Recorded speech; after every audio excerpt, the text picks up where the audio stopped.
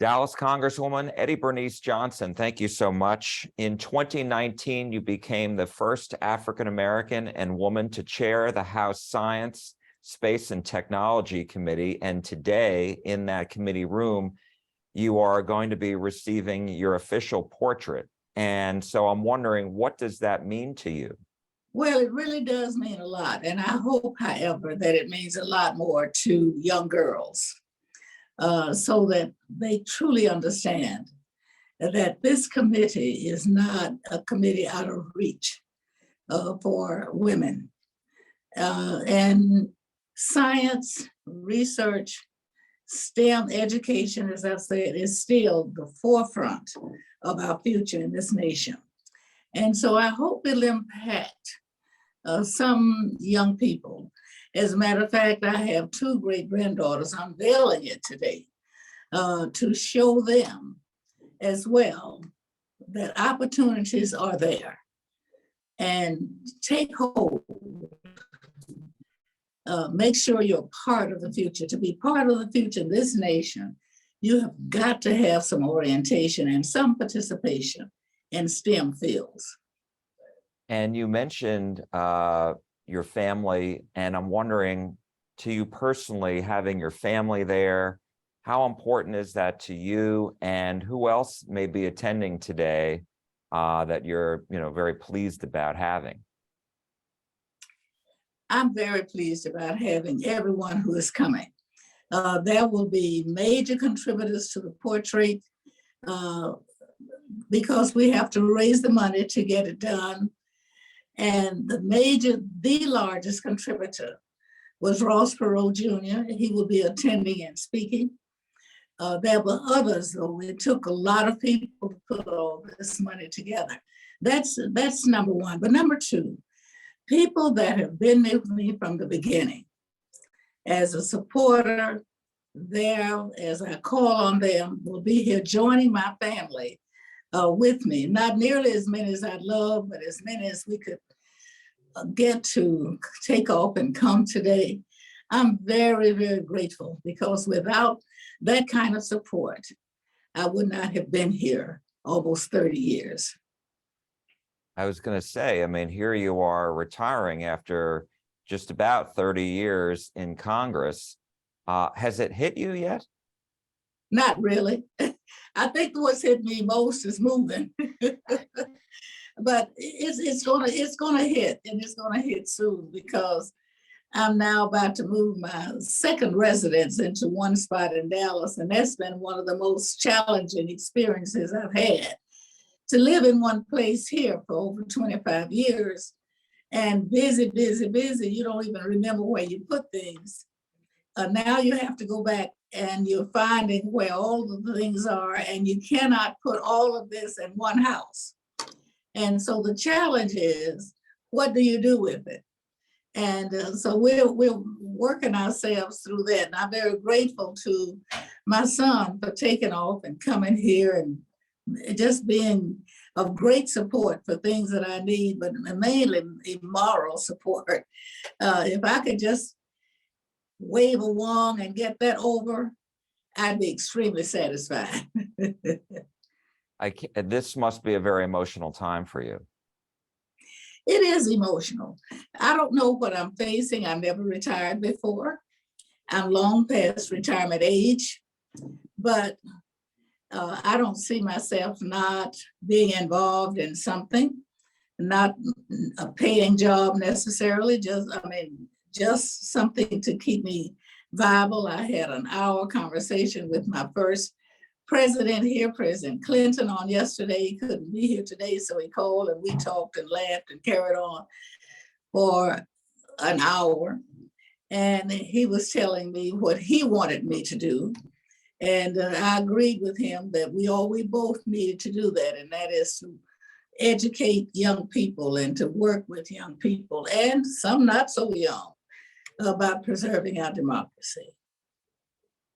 And I think a lot of people may not realize, certainly by looking at you, you would never know you're 86 years old. Yeah, the body knows it. But I appreciate that compliment. I have enjoyed relatively good health. I've tried to give a little bit of attention with exercising along the way.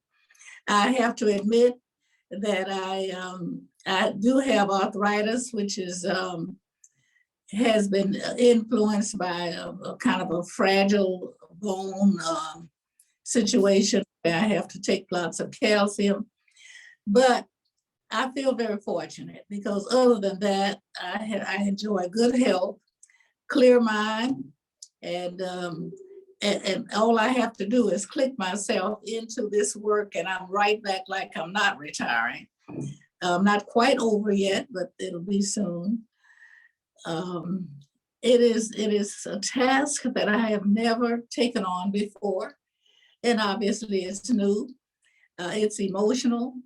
It hasn't really hit me yet that I won't be getting up every morning about 5:30 to go to the gym and then rush to go to the Capitol, but it will, and it will soon. I wanted to ask you, what are your proudest accomplishments for your constituents in Dallas and the North Texas area as a whole? Gosh, there are so many things, and I think many of them the people probably in general don't even realize it yet. But I have really been pleased with being a part of making two major universities become research universities, University of Texas at Arlington, University of Texas at Dallas, bringing our medical school and our beautiful private public hospital system to where it is. And the research of which we have going and what has been stimulated with private investment has been something I never imagined that I could touch. And I'm just extraordinarily pleased about that. In addition to that, every area that I could touch that had jurisdiction here, many things that people want you to do, like the housing and the streets, and which is all local. But the federal end of things that I could touch here, I will tell you, I have touched as many spots that I could touch. I have researched, I have researched, and I have tried to make sure that whatever I could do, I would try to do that. And I think as we review that in my history review, that will be revealed. I wanted to ask you, I mean, some things that I was reading as far as your involvement in the Wright Amendment, making that go away, DART, and then also actually moving the flood control project away from the area in Arlington that is now home to AT&T Stadium. Is that all right? Yes, we were able to do a lot of that. Offer drinking water ability for areas. Many of our smaller areas could not afford the drinking water until we made it more affordable. The stadium is there because we were able to get the money to stop the flooding. It really goes on. And I want to tell you something. I am proud of my record. I am proud of the things that I've been able to help our entire area, our entire state achieve. I lost no time in attempting to help wherever I could. I'm not always pleased with the way my state does things, but I love my state, and I'll do whatever I can to make it a better state. I know I'm on limited time, so I just wanted to ask you two other questions. And that was, you are a pioneer and a trailblazer. You became the first woman to lead the Texas House Committee, the Labor Committee, and you were elected as the first nurse in Texas House, the Texas Senate, and Congress. And so I'm wondering, you brought it up a little bit about girls before in science, but what about your legacy as it relates to inspiring other women to run? I hope I've been able to do that. I will continue to do that because I want the women to just take the time to sometimes even compare some of the differences in what one woman has done compared to many men.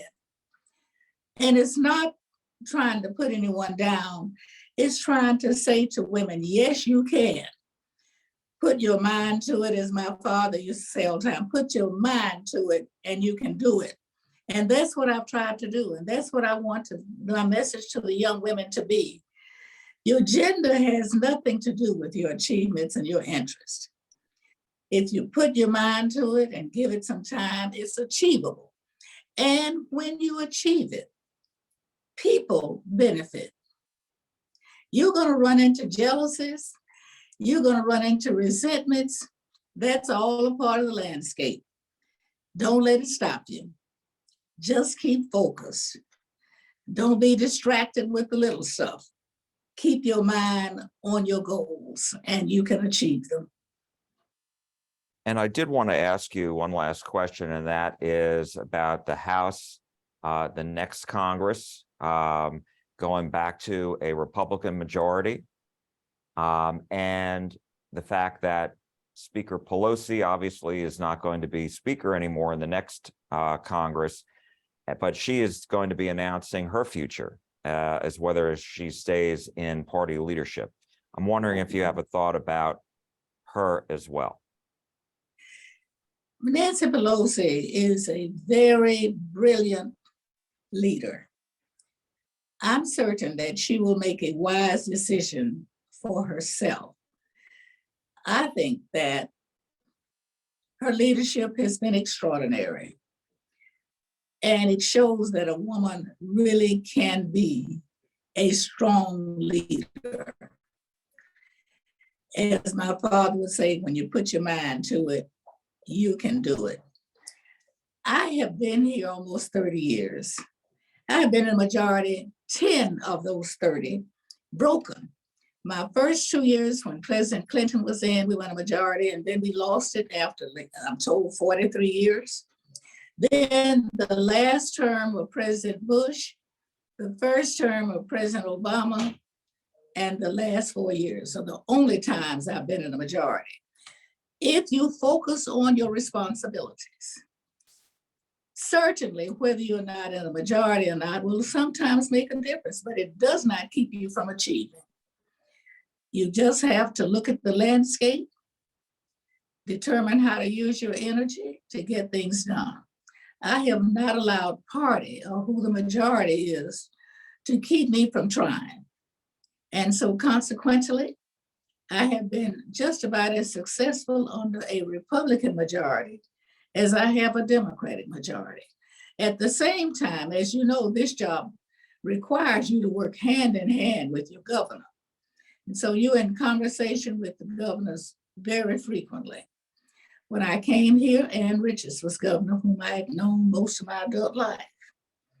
And then the governors that followed have all been Republican.